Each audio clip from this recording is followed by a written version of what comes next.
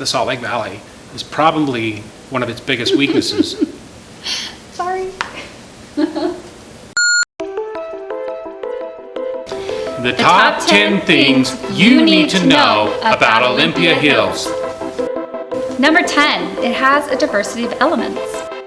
So this is actually a positive about Olympia Hills, and why not? Let's talk about happy stuff.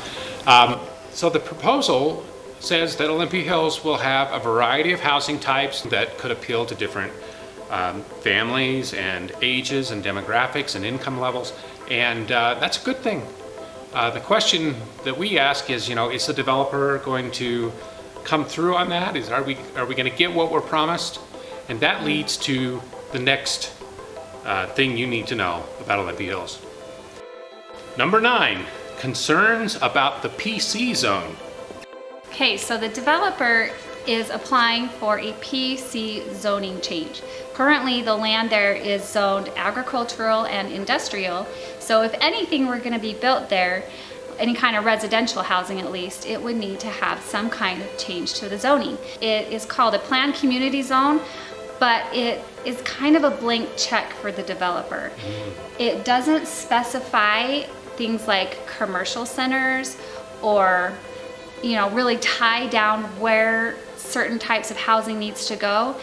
In fact, what I read in the master development agreement today was that it allows a developer to even conduct mining operations on the property without a zoning for mining, but he can use it as a gravel pit or a sand pit. Wow. Yeah, so it's really open-ended, and I think for me, that's a pretty big concern. Number 8, it's not endorsed by Google, Facebook, Silicon Slopes, or any company really. At the community meetings that Olympia Hills had last winter, they had signage and information that featured pictures of Mark Zuckerberg of Facebook, elements of Google, and at one point they were telling us that there would be a company attached to the project that was part of Silicon Slopes. The reality, on the other hand, is that Mark Zuckerberg doesn't have anything to do with Olympia Hills. Google doesn't have anything to do with Olympia Hills. And as far as we know, there's no company, Silicon Slopes or not, attached to Olympia Hills. So I think the only outside organization coming is Utah State. And I don't know that their cows are so tech savvy, but I have read that kid's book, Click Clack Moo, Cows That Type, so maybe there are some that know some HTML.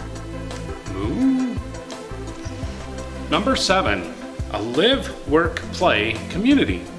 I think most people appreciate the idea of living really close to where they work or where their spouse works. Short commutes. Short commutes are good, but it seems a little unrealistic that this project could provide 6,300 households with employment. They really promote the idea of live, work, play all within Olympia Hills, and I just don't think that's very realistic. Not at all. As a mom, my kids have activities all over the place.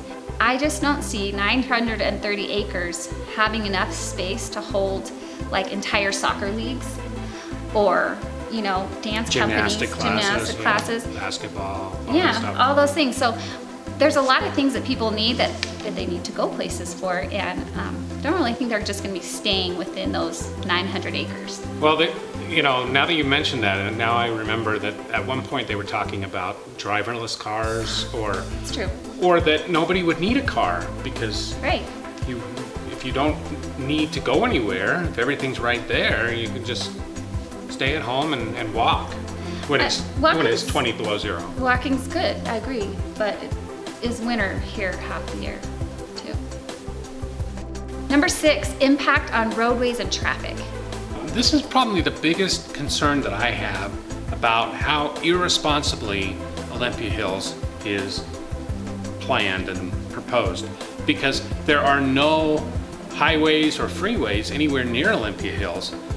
They assume that everybody, those 6,300 households, will get to and from where they're going by traveling on roads like 13400 South, 12600 South, 118th South. There's just no east-west connectors. We know that UDOT's going to complete Mountain View to Highway 201 by 2021. in order to meet the promises that the Olympia Hills developer has stated, they would need to convert 17 interchanges along Mountain View by 2027 and turn it into a full freeway. And we don't think that's realistic. We know there's not any funding for it. Where's the money gonna come from to do that? Number 5, impact on the environment. It's no secret to people who live in the Salt Lake Valley that we have some pretty poor air quality days here. In the with winter. The inversion. Yeah. Yeah, it's really bad. And it's kind of one reason why Olympia Hills is trying to tell us that they're gonna be a completely walkable community. So it downplays how many people will be driving and adding to that air pollution. Large-scale developments like this that are outside of a metro area produce just as much CO2 emissions as like regular neighborhoods do, even if they have mass transit elements to them. Wow. So, you know, there were some big studies done in 2000 and 2010, actually by a professor at the U of U, Oh, wow. in combination with a guy from Berkeley, that really shed light on this, that, you know, there's really no reduction in carbon emissions. Number 4, water concerns. Newsflash, Yeah? Utah is a desert. What? Yes, it's true. We don't get a lot of water. We rely on snowpack in the mountains melting, you know, to water our lawns and to drink and The shower. whole water cycle thing? Right, Yeah. yes, yeah. And the current plan for Olympia Hills says that the Jordan Valley Water Conservancy District will supply the water for Olympia Hills. And they have issued a resolution saying that if they are responsible for providing that infrastructure, then everybody that is served by Jordan Valley is going to be looking at fee increases and hikes on their bill. So you would think that, you know, a neighborhood of single-family homes where they're watering their grass all summer, they would actually use more water than, you know, a higher density development with more people in it. But the truth is, Jordan Valley did a study and they discovered it's quite the opposite. Oh, really? Yeah, because those multifamily housing units are using more water all year round. Because there's Where- more people? Right, and so the people that are only watering their lawn for 5 months out of the year, they're not watering their lawn during the winter. That's a good thing. Number 3, it's not like Daybreak. People like to compare Olympia Hills to Daybreak.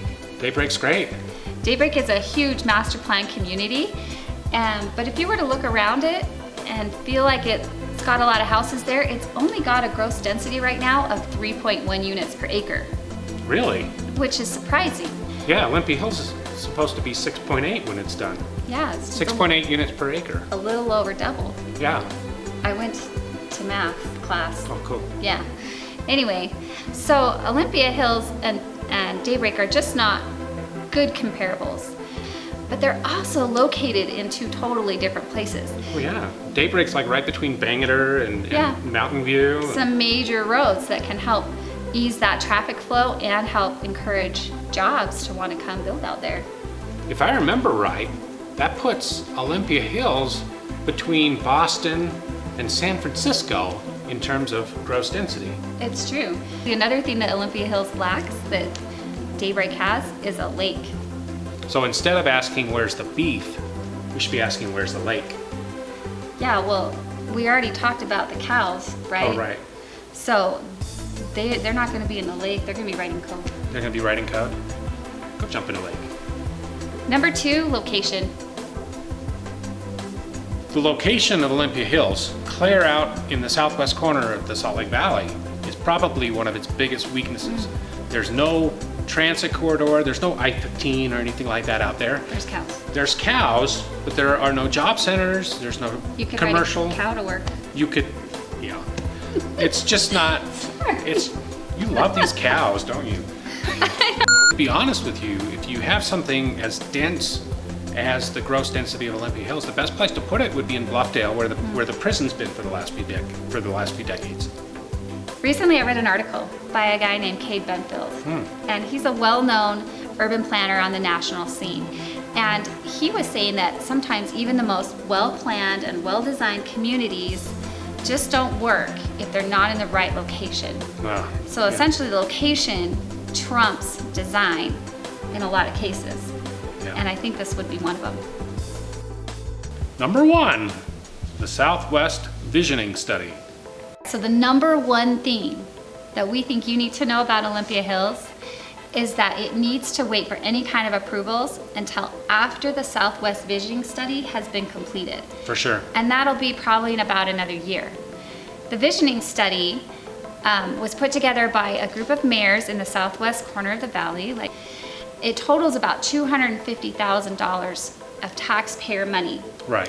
100,000 of that came from the county council.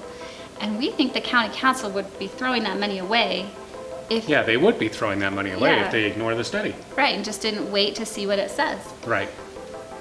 So, in case you couldn't tell, we want the county council to vote no on the current proposed zoning change for Olympia Hills. And they should tell the developer to come back with a new proposal after the Southwest Visioning Study is complete. That way the county and the developer can work together on something that is good for the area. And not impacting the quality of life of so many people like Right. the current one will. Please contact the county council members and ask them to vote no on Olympia Hills. And join us in sharing your thoughts with them at the public hearings on January 14th at the county building and January 28th in a location still to be determined in Harriman. That'll be fun.